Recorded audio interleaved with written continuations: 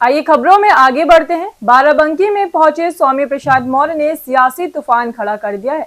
उन्होंने न सिर्फ मायावती की जमकर तारीफ की, बल्कि सपा और भाजपा दोनों पर तीखा हमला भी बोला।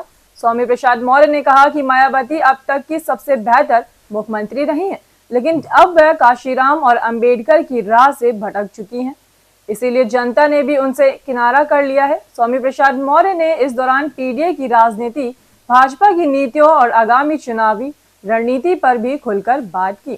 बाराबंकी का चौहान गेस्ट हाउस जहां पहुंचे स्वामी प्रसाद मौर्य ने सियासी हलकों में हलचल मचा दी।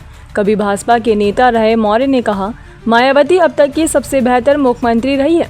उनके शासन की धमक पूरे देश में रही है।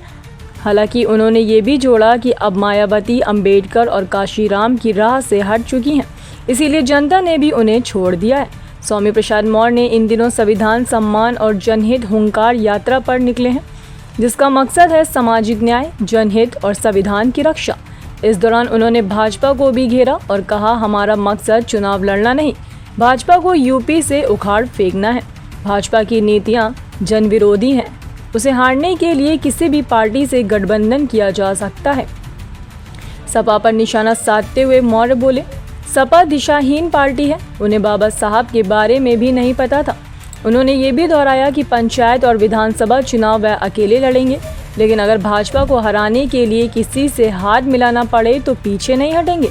स्वामी प्रसाद मौर्य ने कहा, मैं पद का भूखा नहीं रहा, मंत्री पद छोड़ा, एमएलसी छोड़ा, अब वक्त है जनता के सामने जाकर सीधी लड़ाई लड़ने का। सपा में रहते हुए पार्टी ने कई सीटें जीती, अब जनता फैसला करेगी, मैं अकेले लड़ूं। यानी एक बार फिर स्वामी प्रसाद मौर्य चुनावी रणभूमि में उतरने को तैयार हैं, लेकिन इस बार न झंडा बड़ा है न डंडा, सीधा संघर्ष, सीधी चुनौती।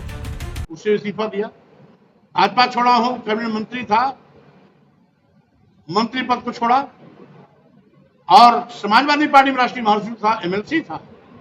मैंने दोनों छोड़ा क्योंकि मेरे लिए विचारधारा माने रखती है, कुर्सी पद माने नहीं रखता। कुर्सी और पद तो आते जाते रहते हैं, लेकिन विचारधारा हमेशा रहती है, और विचारधारा का ही महत्व है, और विचारधारा की ही हम राजनीति कर रहे हैं। इसलिए विचारधारा के लिए समय समय पर हमने अपने पद को भी छोड़ा, बड़ी बड़ी कुर्सियों को भी छोड़ा, कैबिनेट मंत्री का पद छोड़ा, नेता प्रतिनिधि पद छोड़ा, बसपा और सपा का राष्ट्रीय महासचिव पद छोड़ा, एमएलए का पद छोड़ा, एमएलसी का पद छोड़ा। जिसके पद के लोग पीछे भागते हैं, मैं उसको छोड़ता हूं, मैं भागता हूं विचारधारा के पीछे। आप बने रहिए हमारे साथ और देखते रहिए नेशन नाउ समाचार।